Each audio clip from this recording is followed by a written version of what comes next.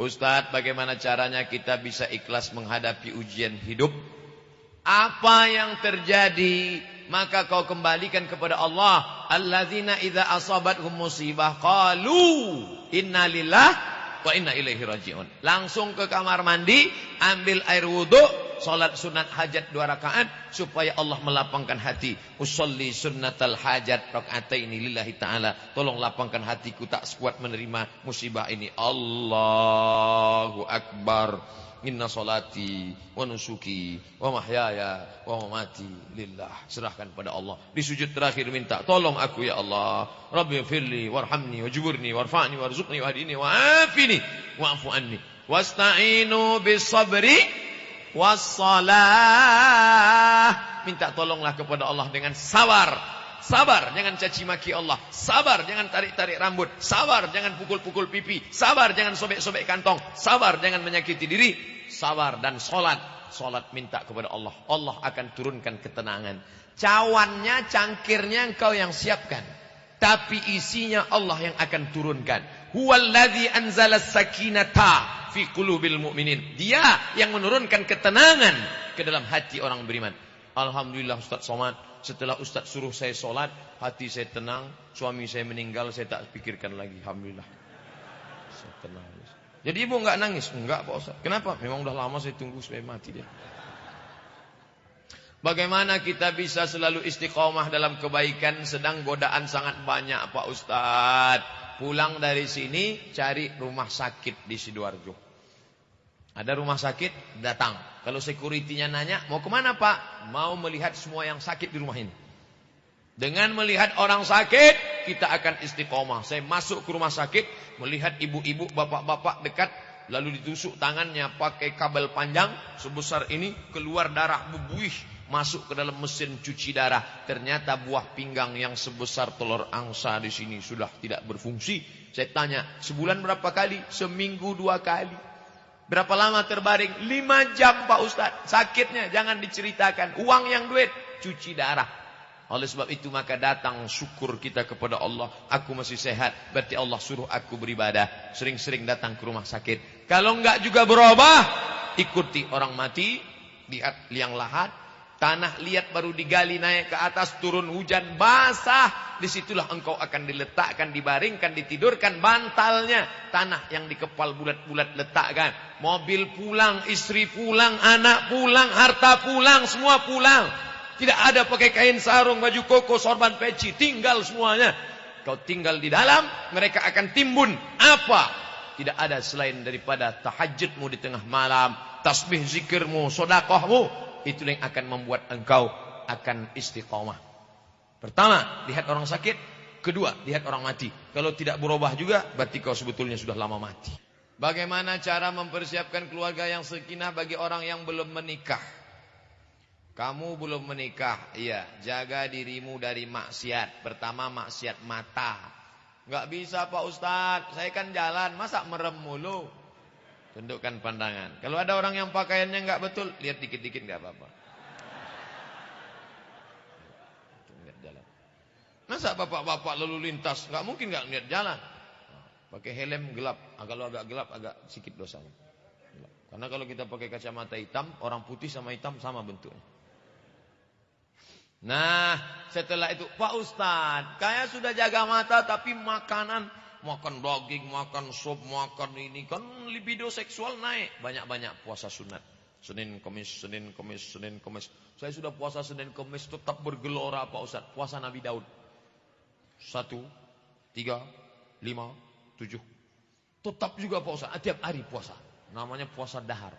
Tiap hari. Insya Allah kalau kau puasa tiap hari, nafsu ada, tenaga enggak ada.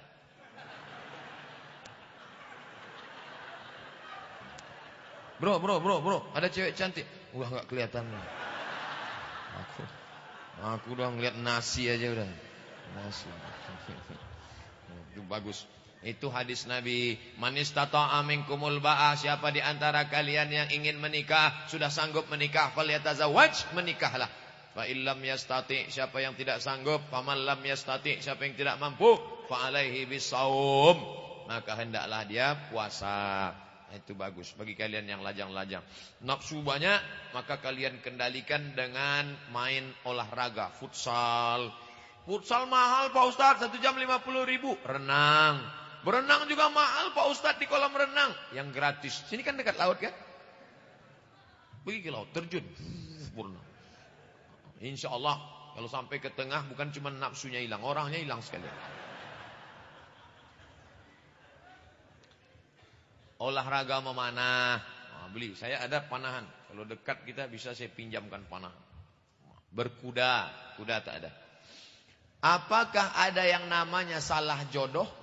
Orang yang hidup bersama selama bertahun-tahun lalu cerai, apakah mereka yang dinamakan salah jodoh? Enggak ada salah jodoh. Ada yang bisa dipilih, ada yang tidak. Saya antara ceramah berdiri dengan ceramah duduk, milih atau enggak milih? Milih. Ustadz mau duduk atau berdiri? Saya berdiri. Antara minum dengan enggak minum, milih. Kalau saya mau minum, saya minum. Kalau enggak. Antara ceramah terus atau berhenti. Begitu juga dengan jodoh. Kau diberi Allah kuasa antara nikah dengan Khadijah atau dengan Fatimah atau dengan Aisyah. Makanya jangan cepat-cepat. Wasyawirhum fil amri, musyawarah. Ustadz, ini calon saya ada 3 Pak Ustadz. Yang satu orangnya kaya tapi jelek. Yang satu orangnya cantik tapi susah. Yang satu lagi orangnya enggak terlalu cantik, enggak terlalu kaya, tapi orangnya taat. Yang nomor 3 aja. Wasyawirhum fil kau musyawarah. Kalau sudah musyawarah, fa idza azamta, kalau sudah azam, fatawakkal 'ala Allah. Tawakal pada Allah. Nah, jadi tidak ada salah jodoh. Kau nikah, musyawarah, azam, nikah. Bahwa kemudian tidak sesuai, itu langkahnya. Dia ngelawan saya Pak Ustadz. Ternyata orangnya melawan, saya nggak sanggup. Nusus. Perempuan yang nusus jangan langsung dicerai. Ada 5 langkah. Yang pertama, fa'izuhunna. Nasihati dia. Adinda, aku mau menikahimu karena dulu aku lihat engkau solehah. Ternyata casingnya saja, signalnya setan juga. Kau harus berhenti. Kau harus sholat. Lawan dia. Apa? Saya nggak takut sama kamu. Wahjuruhunna fil madaji. Pisah tempat tidur. Karena kau melawan dengan aku, maka sejak hari ini kita pisah tempat tidur. Apa kata dia? Memang itulah yang kutunggu-tunggu. Oh, yang ketiga, wadribuhun, tempelenglah dia. Pas mau ditempeleng, diambilnya kamera, difotonya. Langsung diupload. Teganya. Ditangkap sama Pak Kapolsek. Kekerasan dalam rumah tangga. Bapak ada nempeleng? Enggak ada Pak. Ini fotonya. Loh, Bapak dapat dari mana? Sudah di-share 30. Tempeleng tidak bisa. Karena bisa kekerasan dalam rumah tangga. Bisa ditangkap, pasal-pasalnya jelas. Yang keempat, fab'atsu hakaman min ahlihi wa hakaman min ahliha. Mediasi. Pihak laki-laki, pihak perempuan duduk bersama. Mediasi gagal, baru yang kelima tolak. Nah, jadi bukan dikit-dikit tolak. Ini laki-laki yang baru nikah, dikit-dikit marah, tolak. Pulang ke rumah nggak ada nasi, cerai. Nggak ada teh manis, cerai. Nggak ada kopi, cerai.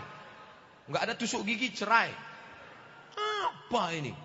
Tolaknya bukan 1, langsung tolak 100. Makanya ngaji. Pak Ustadz, bagaimana cara untuk menghilangkan rasa rindu saya kepada ayah saya yang sudah lama meninggal dunia? 5 cara. Pertama, kirim doa.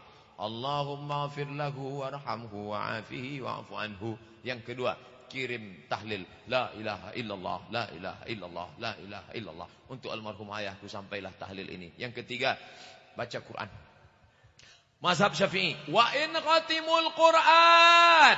Yang paling afdal baca 1 khatam Quran.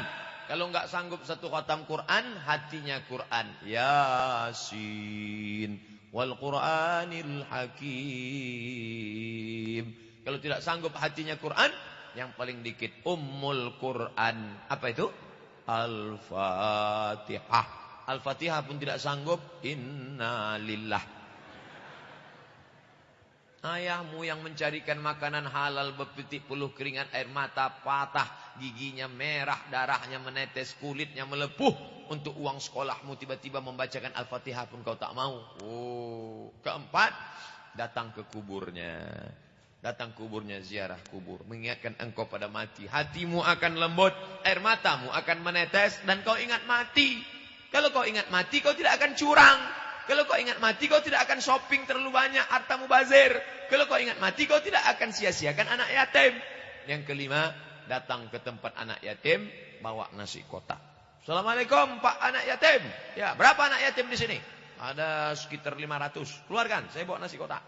Berapa? 10 aja. Kebetulan ini saya bawa. Nah, gitu. Sampai enggak pahala sedekah? Sampai. Mana dalilnya? Mana dalilnya? Ini kan sekarang lagi tren nih. Mana dalilnya? Ya Rasulullah, ummi matat. Emak saya sudah mati, meninggal dunia. Afa'a atasaddaqu anha? Kalau saya sedekah, pahalanya sampai enggak untuk almarhumah? Kata Nabi, tasaddaq, silakan sedekah, sampai pahalanya. Ayu sedekatu afdal? Apa sedekah yang paling afdal? Apa kata Nabi? Saqiyul ma, memberi air minum. Sedekah paling afdal beri air minum. Karena di Jazirah Arab payah air minum. Sedang air minum aja sampai, apalagi nasi kotak. Bagus sedekah fakir miskin. Belikan pakaian ke ibu-ibu jompo. Belikan kain sarung untuk bapak-bapak. Peci, bagus. Baju koko. Bagaimana sikap kita terhadap ikhwan yang menginginkan ta'aruf tapi tak kunjung ada kejelasan?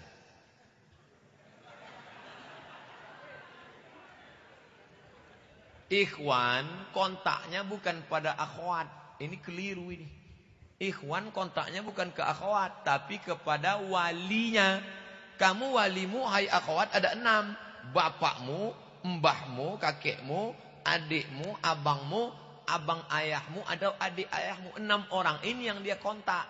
Adapun kamu, nggak usah terlalu bereaksi. Nanti kalau kamu terlalu bereaksi, dia sangka kamu mau ngejar dia. Kamu pura-pura cuek aja. Walaupun hati risau. Nyantai aja. Nanti ketika dia datang, keluargamu nanya. Dok, sampean gelem apa ora iki? Kamu mau nggak sama dia? Kalau anak gadis zaman dulu, diam dia. Perempuan yang diam, kata Nabi, as-sukutu alamatur ridha. Kalau diam, tanda setuju. Itu anak gadis dulu. Zaman sekarang, iya aja atau iya banget ya.